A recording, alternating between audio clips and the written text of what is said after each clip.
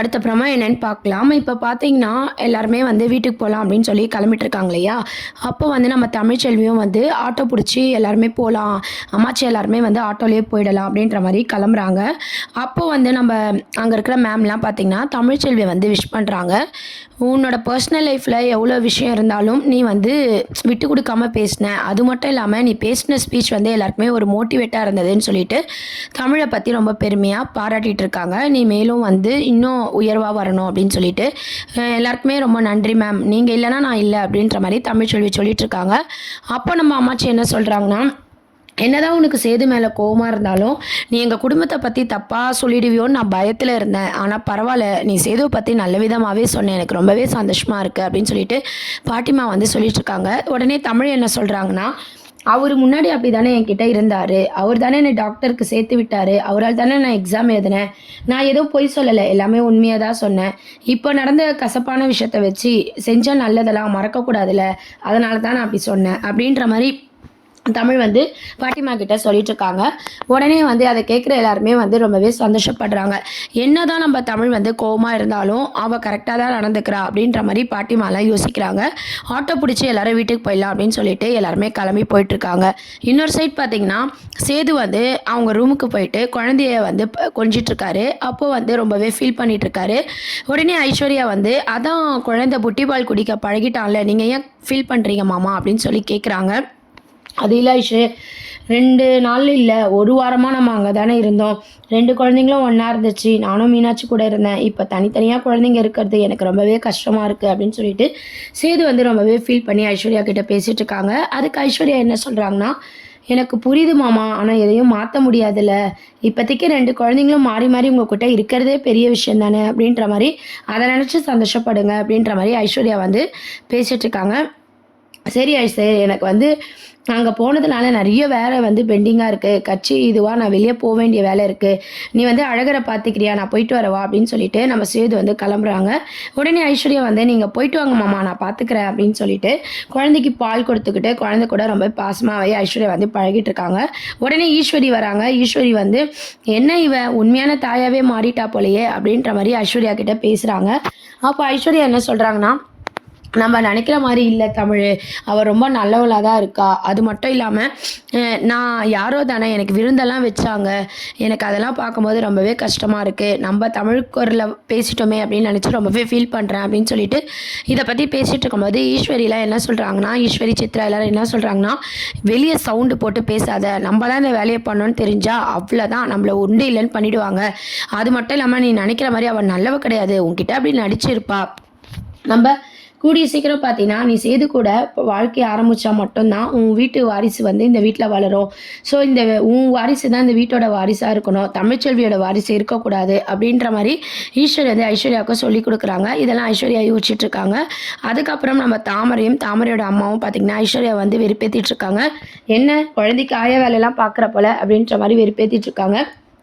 ஐஸ்வரி சொன்ன விஷயமும் தாமரை அவங்க அம்மாலாம் கிண்டல் பண்ண விஷயத்த வச்சு ஐஸ்வர்யா என்ன முடிவு எடுக்கிறாங்கன்னா, சேது மாமா கூட நம்ம வாழ்க்கைய ஆரம்பிக்கணும். இதுக்கு மேல நம்ம லேட் பண்ணக்கூடாது. இல்லன்னா எல்லாருக்குமே நம்ம கிண்டலா போயிடுவோம் அப்படின்ற மாரி ஐஸ்வர்யா வந்து மனசுக்குள்ளேயே யோசிச்சுக்கிறாங்க.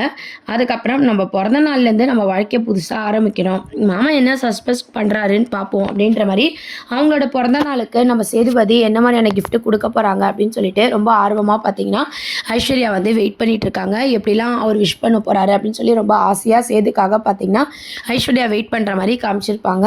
அப்புறம் பார்த்தீங்கன்னா, எப்பவும் போல சேது எதார்த்தமா ரூமுக்கு வராரு. அப்போ ஐஸ்வர்யாவுக்கு விஷ் பண்ணுவாரு அப்படின்னு சொல்லி ஐஸ்வர்யா ரொம்பவே எதிர்பார்க்குறாங்க. இருந்தாலும் பார்த்தீங்கன்னா, சேது வந்து "இன்னைக்கு என்ன நாளு தெரியுமா?" அப்படின்னு சொல்லி ஐஸ்வர்யாவே ஆரம்பிக்கிறாங்க. சேது வந்து, "உன் பொறந்த நாள் தானே, பிறந்த நாள் வாழ்த்துக்கள்" அப்படின்ற மாரி சாதாரணமா சொல்றாரு. "என்ன மாமா, கல்யாணம் ஆகி ஃபர்ஸ்ட்டு வர பர்த்டே, எங்கன்னா வெளிய கூட்டு போவீங்க, நைட்ல எங்கன்னா கூட்டு போவீங்க, நெறைய சஸ்பென்ஸ் பண்ணுவீங்கன்னு சொல்லிட்டு நான் ரொம்ப ஆசையா இருந்தேன். நீங்க என்னடான்னா ஒரு விஷ் மட்டும் பண்ணிட்டு இருக்கீங்களே" அப்படின்னு சொல்லி ஐஸ்வர்யா சொல்லிட்டு இருக்காங்க. "இல்ல, எனக்கு கொஞ்சம் வேலையா இருந்துச்சு. அதனால தான் நான் எதுவும் பண்ண முடியல ஐஷு. நாளைக்கு வேணா நம்ம எங்கன்னா வெளிய போயிட்டு வரலாம்" அப்படின்ற மாரி சொல்றாங்க. உடனே ஐஸ்வர்யா ரொம்பவே சந்தோஷப்படுறாங்க. "சரி மாமா, அதுவும் கரெக்ட்டு தான்" அப்படின்ற மாரி ரொம்பவே சந்தோஷப்படுறாங்க. அதுக்கப்புறம் பார்த்தீங்கன்னா, நம்ம ஐஸ்வர்யா வந்து பிறந்த நாளுக்கு நான் வந்து சேது மாமா கூட வெளியே போகிறேன்னு சொல்லிட்டு ரொம்ப ஆசையாக வந்து கிளம்பிட்டுருக்காங்க. இந்த பக்கம் சேது பார்த்தீங்கன்னா இன்றைக்கி தமிழுக்கும் பிறந்த நாள் ஆச்சு அப்படின்னு சொல்லிட்டு இது வரைக்கும் தமிழ்ச்செல்விக்கு எப்படிலாம் விஷ் பண்ணார், கேக் கட் பண்ணார் அப்படின்னு சொல்லிட்டு தமிழை பற்றின யோசனையை வந்து சேதுபதி யோசிச்சுட்டு இருக்காங்க. அப்புறம் கருப்பு வராரு.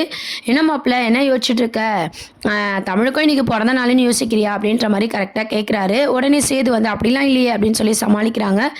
முகத்தை பார்த்தாலே தெரியுது மாப்பிள்ள, நீ எவ்வளோ பெரிய தப்பு பண்ணியிருக்க தெரியுமா, 2 குழந்தை அழகாக வாழ வேண்டிய வாழ்க்கையை நீ ஐஸ்வர்யா கழுத்தில் தாலி கட்டி அவசரப்பட்டுட்டியே அப்படின்னு சொல்லிட்டு அழகர் எல்லாருமே கேட்டுட்டு இருக்காங்க. கருப்பு அவங்களாம் கேட்டுட்டு இருக்காங்க. அப்போ பார்த்தீங்கன்னா நம்ம சேது வந்து கோவப்படுறாரு.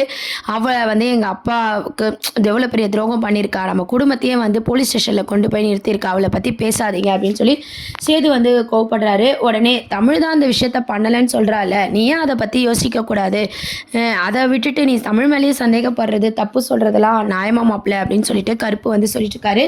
உடனே வந்து சேது வந்து கருப்பு மேலே கோவப்பட்டுட்டு அப்படியே போயிடுறாரு. இன்னொரு பக்கம் பார்த்தீங்கன்னா தமிழ்ச்செல்வி வீட்டில் தமிழுக்கு வந்து கேக்லாம் கட் பண்ணி செலிப்ரேட் பண்ணணும் அப்படின்னு சொல்லி தனம் எல்லாருமே வந்து பேசிகிட்டு இருக்காங்க.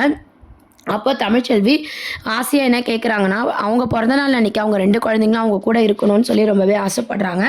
இந்த விஷயத்த பாட்டிமா புரிஞ்சுக்கிட்டே நம்ம சேதுக்கு கால் பண்ணி, இன்றைக்கி அவளோட பிறந்த நாள்டா, குழந்தைய வந்து காமிச்சிட்டு போ அப்படின்ற மாதிரி கேட்குறாங்க. நான் எப்படி இன்றைக்கி வருவேன் அப்படின்ற மாதிரி சேது வந்து யோசிக்கிறாரு.